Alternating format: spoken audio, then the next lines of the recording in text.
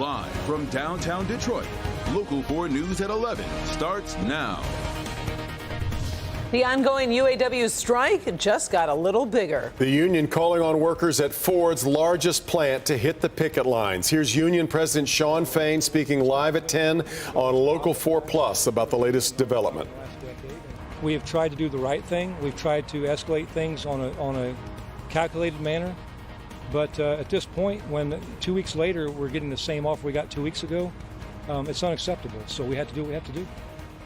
And what does that mean? Almost 9,000 auto workers at Ford's Kentucky truck plant in Louisville have joined the stand-up strike. It tops our news tonight at 11. I'm Devin Skillian. I'm Karen Drew in for Kimberly Gill. It is a bold move, both because it came without warning and because the vehicles the plant produces generate about $25 billion a year, or 1/6 of Ford's overall revenue. Exactly. Let's get to Mara McDonald live at Solidarity House, where she was the one talking exclusively one-on-one with the union president. Mara, he tried to suggest that it wasn't a drastic move. I'm not sure Ford, I'd be curious as to whether Ford feels that way tonight.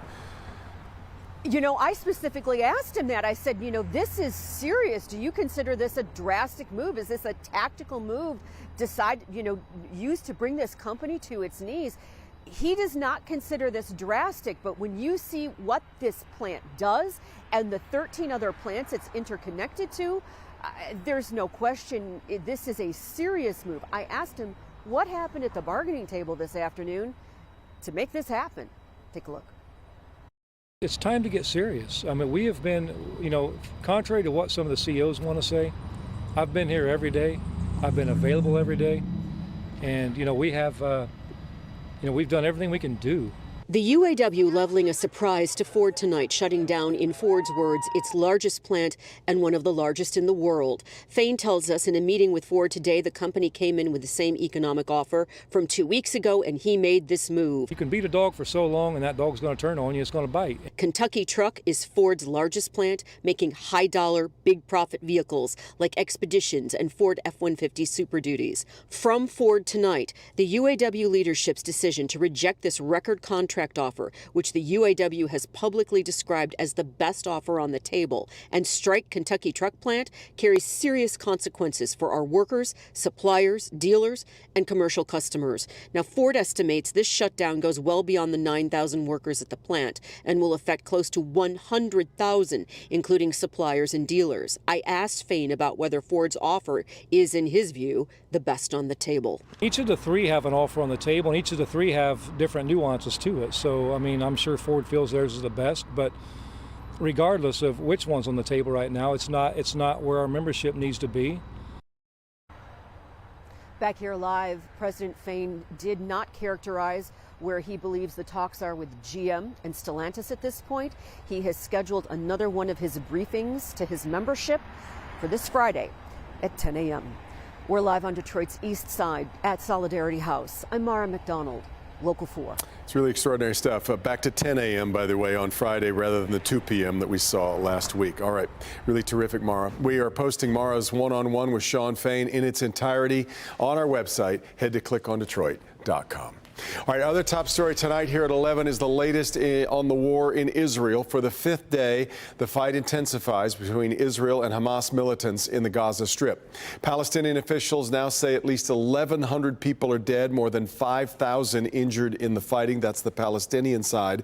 Plus 24 Americans, at least 24 Americans have been killed. Dozens are still listed as missing. Now Israel has formed an emergency government coalition and a war cabinet in the wake of the surprise attacks. Tonight, U.S. support is growing in the region. American warships and fighter jets now in place, and the first shipment of American weapons and ammunition has arrived. Now, meanwhile, a church group from Novi just touched down in Detroit after being stuck in Israel amid these violent attacks. Jacqueline Francis is live at Metro Airport for us this evening. After talking with them, I know a short bit ago we were waiting for them to walk through those doors. Jacqueline.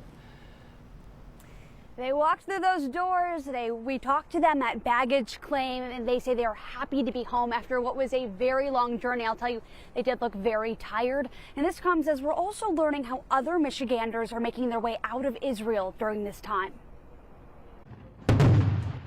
Most Americans are not familiar with living in a war zone and the fear of going, into a bunker when your hotel is under threat of a rocket attack. I mean, so it's really rattled those tourists, as you can imagine. Michigan U.S. Representative Alyssa Slotkin gave a briefing about what's been going on behind the scenes. Her office getting calls from constituents stuck in Israel, surrounded by the violence. The challenge, finding flights, as American air carriers have suspended service out of Israel's capital, Tel Aviv. Some international carriers are still going in there, but it's spotty. And even today, they had some duck and cover drills. They had some threats of some incoming fire. So we had Michiganders who were on planes and in the airport having to take cover. From independent student travelers to tourists, Slotkin says Michiganders are in Israel for all sorts of reasons, including a church group of about 30 people from Novi,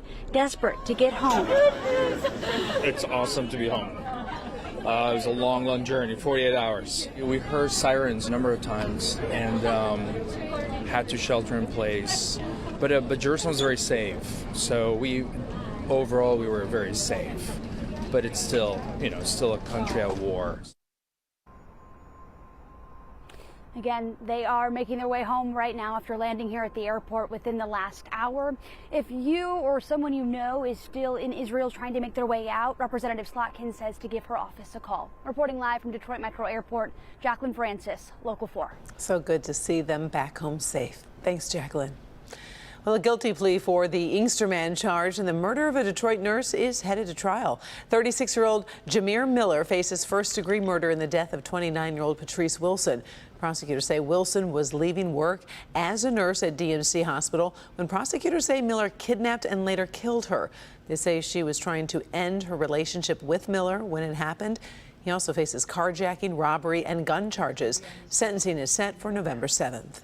The Grosse Pointe Shores City Council repeals its recent ban on pit bulls. Council approved 4-3 to remove amendments to the city's dog ordinance pertaining to pit bulls. That comes after the council had approved amendments to the city's dog ordinance to ban the breed. That was a 4-3 vote just last month, but the initial ruling sparked backlash against the city. The 10,000th speed bump has been placed in the city of Detroit to slow down drivers. Started as a pilot program back in 2016, and now it's almost become standard on streets all over Detroit neighborhoods. This latest edition is located on Rutherford Street on the city's west side. Residents say they are pleased the city is working to make streets safer.